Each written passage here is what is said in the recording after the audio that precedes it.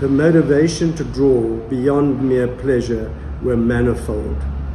To see, to know, to record, to heal, and to nurture the world around her, as well as to imagine what is or might be beyond the visible. This is a book on the work of Ruth Asawa from an exhibition that was done at the Whitney Museum in New York at the end of 2023. It's titled Through the Line, which is about basically drawing and other ways that this extraordinary artist had a career stemming from working with a classic Bauhaus teacher, Joseph Albers. I was very fortunate to be in New York at the time of an exhibition by Ruth Asawa. It was at the Whitney Museum, and it was so much about what I'm passionate about the drawn line. So it's a book that I want to show to artists dealing with paper, which is our great love because of our workshop, and mark making. So Drawn Together begins the journey just about her direct drawing and making of sculpture. But origami was so much about what her, you might say, sculptures were. She was Japanese and taught the process and helped educate a lot of children, a lot of students in terms of understanding the geometry of what happens with folding. The book is broken down into 8 themes, which is the starting point of basically a watercolor, which wasn't her main medium, but through this long career, she worked in many mediums. So learning to see is the beginning of that. And here, the meander, which was a favorite subject, which also became part of her sculptural work.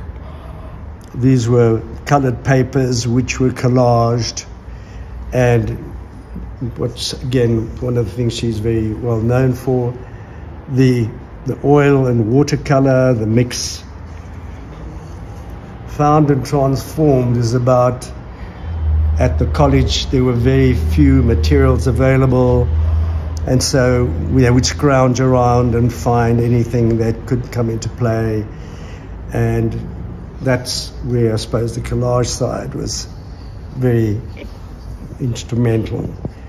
Form within forms was really, I suppose, her tour de force, because there were sculptures that arose from this, and these are some examples of preparatory work. And this is a great sculpture that was done with brass and steel wire, and this was this flexibility. These were forms within forms, and the making is quite exceptional. Having seen the show, one was just staggered.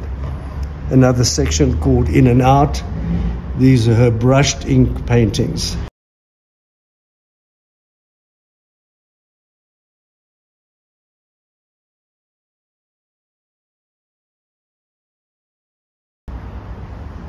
She used all sorts of mediums in this, but paper was the key. And this is following on Albers again, the logarithmic spiral squares. This is quite beautiful. This is it's a wall-mounted paper fold. It's extraordinary. It's really basically a sculpture. And you see another version of these. These were quite extraordinary, seeing them in the flesh. Then the drawings that she did with felt tip pens are the detail and the period of time it would have taken her to make these works. It's an example of the meander, the mark making, so much used by Matisse, perhaps a very, very romantic mark. This is another case of the felt tip pen. This huge, a rather large work, an elaborate way of basically drawing a picture of a little baby.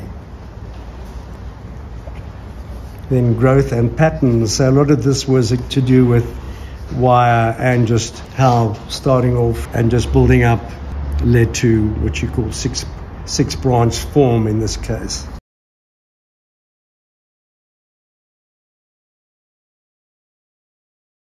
The next area of heading is curiosity control. She stated, my favorite time is when I'm doing watercolors.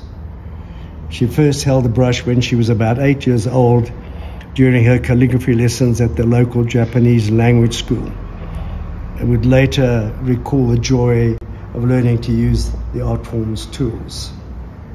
Such freedom of a medium which is so difficult.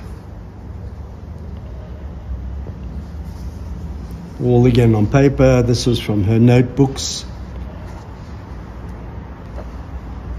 Quite exquisite. Lifelines. This relates to when she arrived in San Francisco in 1949, having left the Black Mountain College.